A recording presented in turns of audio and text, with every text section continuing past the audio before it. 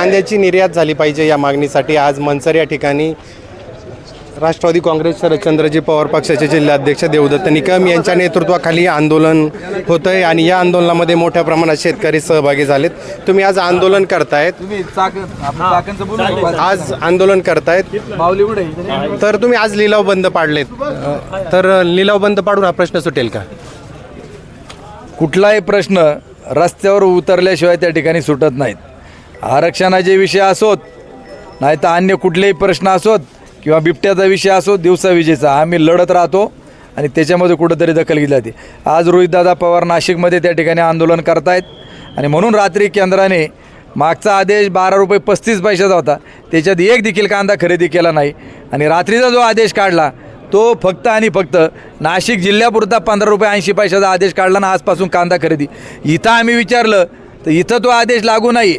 मग पुणे जिल्हा किंवा महाराष्ट्रामधले इतर जिल्हे, इतर तालुके हे काय कांदा उत्पादक नाहीत? हे सरकारच्या विरोधामधले आहेत का? यांना काय पोटपाणी त्या ठिकाणी नाहीत? मग अन्याय का? आमचं म्हणणं असं आहे का जर केंद्राने 1580 रुपये प्रति क्विंटल भाव जर जाहीर केला असेल रात्री, तर इथले जे निलाव आहेत हे 1580 रुपयाच्या पुढं त्या ठिकाणी चालू झाले पाहिजे. बरोबर का चूक शेतकरी? आणि आमची मागणी किमान 20 रुपये आम्हाला त्या ठिकाणी मिळाले पाहिजेत. आम्ही लिलाव 15 रुपये 80 पैशाच्या खाली एक देखील होऊन देणार नाहीत. आकडे येतात का एवढी बीड झाली तेवढी झाली, 2 पिशव्याचे लिलाव करायचे आणि आकडे काहीतरी फुगून दाखवायचे. आमच्या डोळ्यात देखत 15 रुपये 80 पैशाच्या पुढे लिलाव त्या ठिकाणी चालू करावेत. आम्ही लिलाव बंद करणार नाही, परंतु जर 15 रुपये 80 पैशाच्या खाली आम्ही होऊन देणार नाही. पण शेतकऱ्यांनी माल आता बाजारात आणलेला आहे, ते लिलाव जर झाले नाही तर शेतकऱ्याचं पण नुकसान होईल ना? काय शेतकऱ्याचं नुकसान होत नाही? वाखारी किती दिवस ठेवतो? आता असे वावरात पडून राहतात आणि तसे पडून राहतात, काय फरक पडत नाही. आंदोलनाची दिशा कशी असणार आहे तुमची? आता आंदोलनाची दिशा या पुढच्या काळामध्ये आम्ही आळेपाट्याचं मार्केट शुक्रवारी तिथं आंदोलन होईल, शनिवारी चाकणला हे खेडचे देखील शेतकरी आहेत, त्याच्यानंतर सत्तेतले आमदार खासदार यांच्या घरापुढं होईल. विरोधामधले जे सरकारच्या विरोधी पक्षामध्ये जे आमदार खासदार आहेत त्यांनी याच्यात सहभागी व्हावं, नाही तर त्यांनाही सोडलं जाणार नाहीत. आणि जे मंत्री आहेत राज्यातले असलो केंद्रातले असो पुणे जिल्ह्यामध्ये त्यांच्या गाड्या अडवण्याचं काम आम्ही करणार आहोत. तुम्ही ज्या खासदारांसाठी मतं मागितली ते खासदार शेतकऱ्यांच्या प्रश्नावर बोलताना दिसत नाहीत. संसदेमध्ये त्यांनी कांद्याचा विषय मांडला, मागे आळेफाट्याला एकदा आंदोलनात उतरले, एकदा त्यांनी जन आक्रोश मोर्चा देखील काढला होता.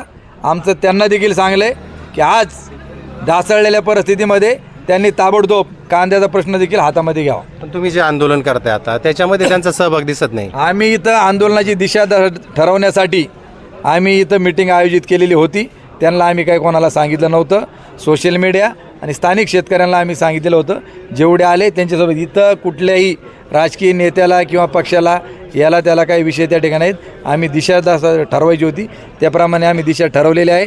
आता आमची दिशा ठरलेली आहेत, ज्याचा त्याचा निर्णय त्यांनी घ्यावा. अवकाळी पाऊस आहे, अवकाळी पावसाचं जे नुकसान झालं त्याची पण भरपाई भेटलेली नाही, मग त्याच्याबद्दल काय भूमिका राहणार? त्याच्याबाबतचं मत त्या दिवशी व्यक्त केलं आणि उद्या पुण्याला जिल्हाधिकारी कार्यालयात जाणार आहेत की मागील 2 महिन्यापूर्वी जे नुकसान झालं, पंचनामे झाले, त्याचं काय झालं आणि काल परवाच्या घटना घडल्या त्याच्याबाबत देखील मदत तातडीने उद्या पुण्याला जिल्हाधिकाऱ्यांना भेटणार आहे.